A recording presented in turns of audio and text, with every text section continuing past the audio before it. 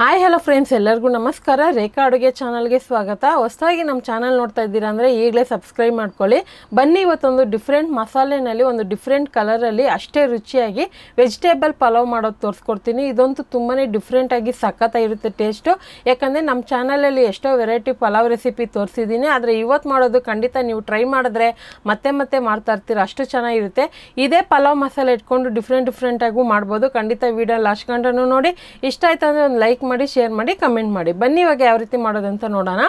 ಈಗ ನೋಡಿ, ನಾನು ಪಾತ್ರೆನಲ್ಲಿ ಮಾಡೋದಕ್ಕೆ ಪಾತ್ರೆ ಇಟ್ಟಿದ್ದೀನಿ. ಸ್ಟವ್ ಮೇಲೆ ಒಂದು 4 ಟೇಬಲ್ ಸ್ಪೂನ್ ಎಣ್ಣೆ, ಚಕ್ಕೆ, ಲವಂಗ, ಯಾಲಕ್ಕಿ, ಮರಾಠಿ ಮೊಗ್ಗು, ನಕ್ಷತ್ರದ ಹೂವು, ಸೋಂಕಾಲು, ಪಲಾವ್ ಎಲೆ ಇಷ್ಟು ಹಾಕ್ಕೊತಾ ಇದ್ದೀನಿ. ಸೊ ಇದನ್ನೆಲ್ಲ ಹಾಕ್ಕೊಂಡು ಹದವಾಗಿ ಹುರ್ಕೊಳ್ಳೋಣ. ಸೊ ಪಾತ್ರೆನಲ್ಲಿ ಮಾಡೋದ್ರಿಂದ ಒಂದು 4 ಟೇಬಲ್ ಸ್ಪೂನ್ ಎಣ್ಣೆ ಹಾಕಿದ್ದೀನಿ. ಬೇಕಂದರೆ ತುಪ್ಪ ಕೂಡ ಯೂಸ್ ಮಾಡ್ಕೋಬೋದು. ಇದಕ್ಕೆ ಒಂದು 3 ಈರುಳ್ಳಿನ ಸ್ಲೈಸಾಗಿ ಕಟ್ ಮಾಡಿ ಹಾಕ್ಕೊತಾ ಇದ್ದೀನಿ ಒಗ್ಗರಣೆಗೆ. ಸೊ ಪಲಾವ್ಗೆ ಕೆಲವರು ಮಸಾಲೆ ರುಬ್ಬಿ ಮಾಡ್ತಾರೆ, ಈರುಳ್ಳಿನ ರುಬ್ಬಿಟ್ಟು ಕೂಡ ಮಾಡ್ತಾರೆ. ನಾನು ಕೂಡ ಟ್ರೈ ಮಾಡಿದ್ದೀನಿ.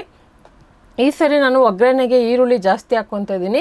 ಹಾಕ್ಕೊಂಡು ಇದನ್ನು ಫ್ರೈ ಮಾಡೋವಾಗನೇ ಇದಕ್ಕೆ ತರಕಾರಿಗಳು ಬೀನ್ಸ್ ತೊಗೊಂಡಿದ್ದೀನಿ, ಹೂಕೋಸು ತೊಗೊಂಡಿದ್ದೀನಿ 1 ಕಪ್ ಆಗೋಷ್ಟು, ಒಂದು ಅರ್ಧ ಕಪ್ ಆಗೋಷ್ಟು ಹಸಿ ಬಟಾಣಿ ತೊಗೊಂಡಿದ್ದೀನಿ. ಹಸಿ ಬಟಾಣಿ ಇಲ್ಲ ಅಂದರೆ ಒಣ ಬಟಾಣಿನೇ ಓವರ್ ನೈಟ್ ಸೋಕ್ ಮಾಡಿ ಅದನ್ನು ಯೂಸ್ ಮಾಡ್ಕೋಬೋದು. ಕ್ಯಾರೆಟ್ 2, ನೋಕೋಲ್ 2 ತೊಗೊಂಡಿದ್ದೀನಿ. ಸೊ ತರಕಾರಿ ಎಲ್ಲ ನಿಮಗೆ ಆಪ್ಷನಲ್ಲು ಯಾವುದಿದೆ ಅದನ್ನೇ ಯೂಸ್ ಮಾಡ್ಕೋಬೋದು. ಅಥವಾ ತರಕಾರಿ ಪ್ಲೇಸಲ್ಲಿ ನೀವು ಬೇರೆ ಏನು ಹಾಕ್ಬೋದು ಅಂದರೆ ಮಶ್ರೂಮ್ ಯೂಸ್ ಮಾಡ್ಬೋದು, ಬೇಬಿಕಾನು, ಅಥವಾ ನೀವು ನಾನ್ ವೆಜ್ ಪ್ರಿಯರಾಗಿದ್ದರೆ ಮೊಟ್ಟೆ ಯೂಸ್ ಮಾಡ್ಬೋದು, ಚಿಕನ್ ಯೂಸ್ ಮಾಡ್ಬೋದು, ಮಟನ್ ಯೂಸ್ ಮಾಡ್ಬೋದು. ಸೊ ಪಲಾವ್ ಟೇಸ್ಟ್ ಇಷ್ಟಪಡೋರಿಗೆ ನಿಮಗೆ ಡಿಫ್ರೆಂಟಾಗಿ ಬೇಕಂದರೆ ಇದನ್ನೆಲ್ಲ ಯೂಸ್ ಮಾಡ್ಕೋಬೋದು. ಸೊ ಮಟನ್ ಅದೇ ಸಪ್ರೇಟಾಗಿ ಬೇಯಿಸ್ಬಿಟ್ಟು ಯೂಸ್ ಮಾಡ್ಕೊಳ್ಳಿ. ಇವಾಗ ತರಕಾರಿನ ಚೆನ್ನಾಗಿ ಫ್ರೈ ಮಾಡ್ಕೋಬೇಕು. ಇದು ಫ್ರೈ ಆಗೋದಕ್ಕೆ ಒಂದು 2 ರಿಂದ 3 ನಿಮಿಷ ಟೈಮ್ ಹಿಡಿತಲ್ಲ, ಅಷ್ಟೊತ್ತಿಗೆ ಮಸಾಲೆ ರುಬ್ಕೊಳ್ಳೋಣ. 1 ಈರುಳ್ಳಿ, 1 ಇಂಚು ಶುಂಠಿ, 1 ಗೆಡ್ಡೆ ಬೆಳ್ಳುಳ್ಳಿ, ಒಂದು 5 ಹಸಿರು ಮೆಣಸಿನ್ಕಾಯಿ, ನನ್ನ ಕೈ ಅಳತೆಯಲ್ಲಿ 1 ಇಡಿ ಕೊತ್ತಂಬರಿ, 1 ಇಡಿ ಪುದೀನ ತೊಗೊಂಡಿದ್ದೀನಿ. ಸುಮಾರು 1 ಕಪ್ ಆಗೋಷ್ಟು ಬರುತ್ತೆ ಅದು ಕೊತ್ತಂಬರಿ ಪುದೀನ. ಇದನ್ನು ಒಂದು ಪೇಸ್ಟ್ ಮಾಡ್ಕೊಳ್ಳೋಣ. ಸೊ ಇದು ಮಸಾಲೆ ಅನ್ನೋದು ಕಡಿಮೆ ಕ್ವಾಂಟಿಟಿ ಇರಬೇಕು. ಅದೇ ಥರ ಕಲರು ನಿಮಗೆ ಅದೇ ಥರ ಗ್ರೀನ್ ಕಲರು ಬರಲ್ಲ, ರೆಡ್ ಕಲರು ಬರಲ್ಲ, ಇದೊಂದು ಡಿಫ್ರೆಂಟ್ ಕಲರಲ್ಲಿ ಬರುತ್ತೆ. ಸೊ ಎಲ್ಲ ಇಂಗ್ರೀಡಿಯೆಂಟ್ಸು ಮಿಕ್ಸಿ ಜಾರ್ಗೆ ಹಾಕ್ಕೊಂಡು ಒಂದು ಸ್ವಲ್ಪ ನೀರು ಹಾಕಿ ಇದನ್ನು ರುಬ್ಕೊಂಬರ್ತೀನಿ ನಾನು.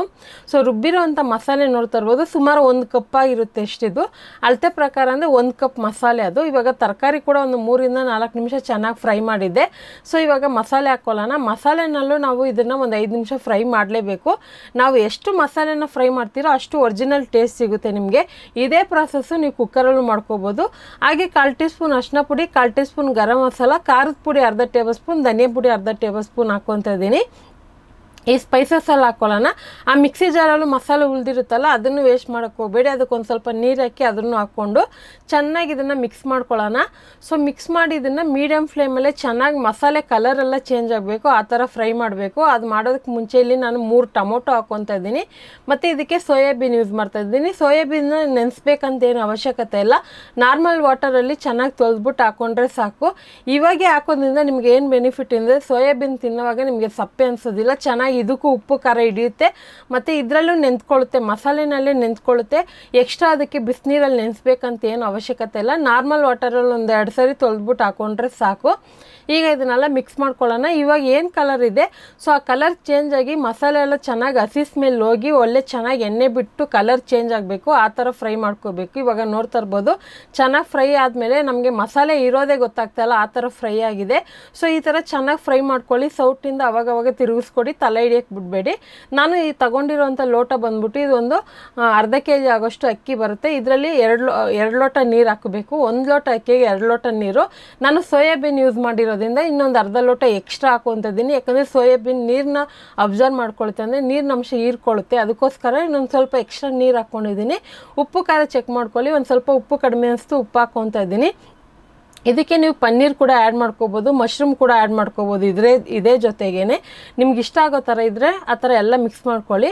ಅದನ್ನು ನೀರು ಚೆನ್ನಾಗಿ ಕುದಿಯೋಕ್ಕೆ ಇಟ್ಟಿದ್ದೆ. ಈ ಕಡೆ ಅಕ್ಕಿ ಕೂಡ ಒಂದು 15 ನಿಮಿಷ ನೆನೆಯೋಕ್ಕೆ ಇಟ್ಟಿದ್ದೆ. ಅಕ್ಕಿ ಯಾವಾಗೂ ಅಷ್ಟೇ ನೀವು ಪಾತ್ರೆಯಲ್ಲಿ ಒಗ್ಗರಣೆ ಸ್ಟಾರ್ಟ್ ಮಾಡೋಕ್ಕೆ ಮುಂಚೆ ಅಕ್ಕಿ ತೊಳೆದು ನೆನೆಯೋಕ್ಕೆ ಬಿಡಿ, ನಿಮಗೆ ಟೈಮಿಂಗ್ ಕರೆಕ್ಟಾಗಿ ಆಗುತ್ತೆ. ಇವಾಗ ನೋಡಿ ನೆನೆಸಿರೋಂಥ ಅಕ್ಕಿನ ನೀರು ಬಸ್ಬಿಟ್ಟು ಅಕ್ಕಿ ಹಾಕ್ಕೊತಾ ಇದ್ದೀನಿ. ಸೊ ಪಾತ್ರೆನಲ್ಲಿ ಮಾಡೋದ್ರಿಂದ ನಮ್ಗೆ ಏನು ಬೆನಿಫಿಟ್ ಅಂದರೆ ಟೇಸ್ಟ್ ಕೊಡುತ್ತೆ, ಮತ್ತು ಉದ್ರಾಗೂ ಬರುತ್ತೆ. ಮತ್ತು ಇದನ್ನು ಎಕ್ಸ್ಟ್ರಾ 1 ಡೇ ಇಟ್ಕೊಂಡು ಕೂಡ ತಿನ್ಬೋದು, ಏನು ಕೆಡೋದಿಲ್ಲ, ತುಂಬಾ ಚೆನ್ನಾಗಿರುತ್ತೆ. ಇವಾಗ ನೋಡ್ತಾ ಇರ್ಬೋದು ಅಕ್ಕಿ ಹಾಕಿದ ಮೇಲೆ ಐ ಫ್ಲೇಮಲ್ಲಿ ಒಂದು 3 ನಿಮಿಷ ಕುದಿಸ್ಕೊಳ್ಳೋಣ.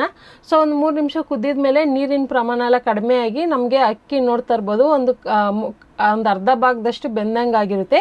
ಇವಾಗ ಇಮಿಡಿಯೇಟ್ಲಿ ಸ್ಟವ್ನ ಲೋ ಫ್ಲೇಮಲ್ಲಿ ಇಟ್ಟು ಅಂದರೆ ಸಿಮ್ಮಲ್ಲಿ ಇಟ್ಬಿಟ್ಟು ಮುಚ್ಚಿ ಯಾವುದೇ ಕಾರಣಕ್ಕೂ ಮಧ್ಯದಲ್ಲಿ ತೆಗಿಯೋಕ್ಕೆ ಹೋಗಬೇಡಿ. ಅದ್ರ ಮೇಲೆ ಏನಾದರೂ ಒಂದು ವೆಯ್ಟ್ ಇಟ್ಬಿಡಿ. ನಾನು ಇಲ್ಲಿ ಕುಟಾನಿದೊಂದು ಇದು ಇಟ್ಬಿಟ್ಟಿದ್ದೀನಿ. ಒಂದು 10 ನಿಮಿಷ ಆದಮೇಲೆ ಓಪನ್ ಮಾಡೋಣ. ಸೊ ಇವಾಗ ನೋಡ್ತಾ ಇರ್ಬೋದು 10 ನಿಮಿಷ ಆದಮೇಲೆ ಸೂಪರಾಗಿ ಬಂದಿದೆ ವೆಜಿಟೇಬಲ್ ಪಲಾವು. ನನಗಂತೂ ತುಂಬಾ ಇಷ್ಟ ಆಯಿತು. ನಮ್ಮ ಮನೇಲಿ ಎಲ್ರಿಗೂ ಇಷ್ಟ ಆಗುತ್ತೆ, ಯಾಕಂದರೆ ಯಾವಾಗೂ ಒಂದೇ ಥರ ಮಾಡಲ್ಲ ನಾನು ಪಲಾವು, ಡಿಫ್ರೆಂಟಾಗಿ ಮಾಡ್ತಾ ಇರ್ತೀನಿ. ಸೊ ಈ ಸರಿ ಅಂತೂ ತುಂಬಾ ಇಷ್ಟಪಟ್ಟು ತಿಂದರು. ಸೊ ಇದು ನೋಡೋದಕ್ಕೆ ಕಲರ್ಫುಲ್ ಆಗಿದೆಯಲ್ಲ, ತಿನ್ನೋದಕ್ಕೂ ಅಷ್ಟೇ ರುಚಿಯಾಗಿತ್ತು. ನೋಡ್ತಾ ಇರ್ಬೋದು ಅನ್ನ ಯಾವುದೇ ರೀತಿ ಮೆತ್ತಿಗೆ ಮುದ್ದೆ ಥರ ಆಗಿಲ್ಲ, ಉದ್ರಾಗಿ ಸಾಫ್ಟಾಗಿ ಬಂದಿದೆ. ಇದ್ರ ಜೊತೆಗೆ ಮೊಸರು ಪಚಡಿ ಕಾಂಬಿನೇಷನ್ ಚೆನ್ನಾಗಿರುತ್ತೆ. ನೀವು ಮನೇಲಿ ಟ್ರೈ ಮಾಡಿ ಯಾವ ಥರ ಇತ್ತು ಅಂತ ಕಮೆಂಟ್ ಮಾಡಿ, ಲೈಕ್ ಮಾಡಿ, ಫ್ಯಾಮಿಲಿ ಫ್ರೆಂಡ್ಸ್ಗೂ ಶೇರ್ ಮಾಡಿ, ರೇಖಾ ಅಡುಗೆ ಚಾನಲ್ನ ಸಬ್ಸ್ಕ್ರೈಬ್ ಮಾಡಿ. Thank you for watching. Bye.